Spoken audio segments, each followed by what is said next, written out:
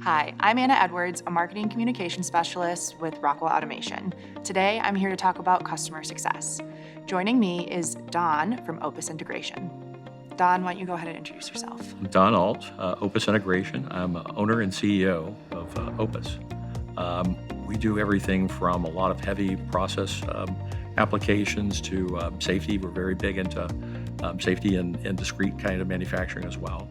We're here to talk about a specific customer project. Do you want to kind of dive in and give us that background? Oh, sure. So the most recent project we've done, and it's probably one of the most fun, and is with Heaven Hill Distilleries down in Bardstown, Kentucky.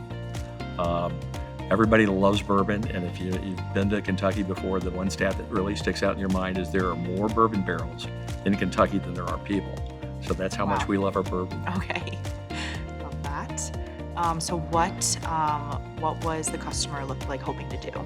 So they had a greenfield site that they were walking into, so they had a blank slate. But one of the things at the top of their list was making sure they had something that was very data intensive. So their whole thought process moving into this was, give me something that I can represent from a digital standpoint that kind of mirrors what we're doing physically. So harvesting data out of that, looking for long-term improvements as they mature the facility was really kind of a priority for them. And then is that kind of where Plant PAX came into the picture? Yeah, Plant PAX was pretty much a given right from the start. So they have another facility within Louisville where they've got an older version of Plant PAX, version 3.5, and we were looking to migrate into the current technology, which was version 5.1 at the time. So as we were moving into kind of the solution as a whole, what they were looking for was a cohesive visualization of their plant from the beginning all the way through the end. So as they bring grain in and they process that, and they mash the material together and ferment, and then onto the byproducts and finished products that they have within that. So everything is accessible from a single terminal. Although they have multiple terminals throughout the facility, they can kind of glance in on it from any location. Okay, cool. Kind of getting that streamlined visibility. Yeah. Awesome. And then I know you mentioned not necessarily super hands-on, but the cybersecurity piece with Dragos. They have informational security is very much at the top of their vision as to what they're looking at. So the customer said, hey, we're going to handle this piece of it, but we want to deploy Dragos within this architecture.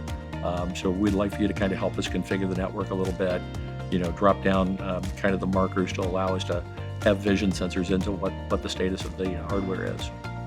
It would be really interesting to hear kind of what that impact has been. We've got Plant PAX deployed. We're getting support from Opus. Have we seen improvements? What it's helped them to do with Plant PAX is to be able to dig into a layer of understanding of their technology that they've never had before. So when you deploy Plant PAX, you have objects like interlocks.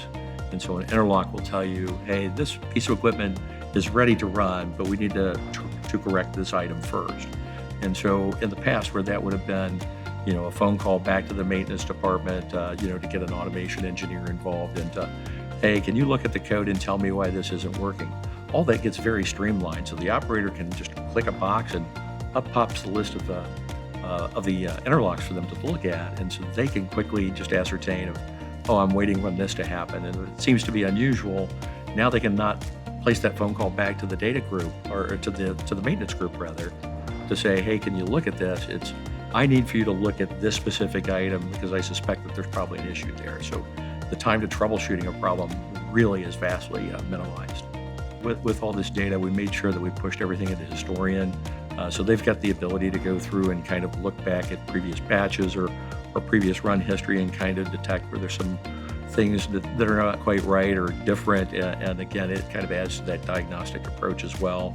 Kind of the end game, and they're really very forward-thinking and very visionary on it, is that they're looking to take all this data that gets harvested from this, push it to AI and let it start looking at it and kind of drawing some conclusions on its own as to, hey, we probably should be looking at this because even though it wasn't aware to us, it becomes very aware to the AI. Are you able to tell me a little bit more about what this experience has been like for the customer and if there's been anything super valuable to them? One of the nice things about having the relationship we have with them is they felt they could spend a whole lot more time focusing on their product versus the process of getting the product done. And It's been very, very valuable for them. Again, reflecting back to some of the diagnostics they get, and you're just able to look at the process as a whole and really have that comfort level with what they're looking at. Well, thank you for joining me today. I loved hearing about the work that you're doing with Heaven Hill. Well, it wasn't just us. I mean, we couldn't have accomplished what we did there without the partners that we have within Rockwell Automation and CED, and just really making the teamwork, making that whole process happen together.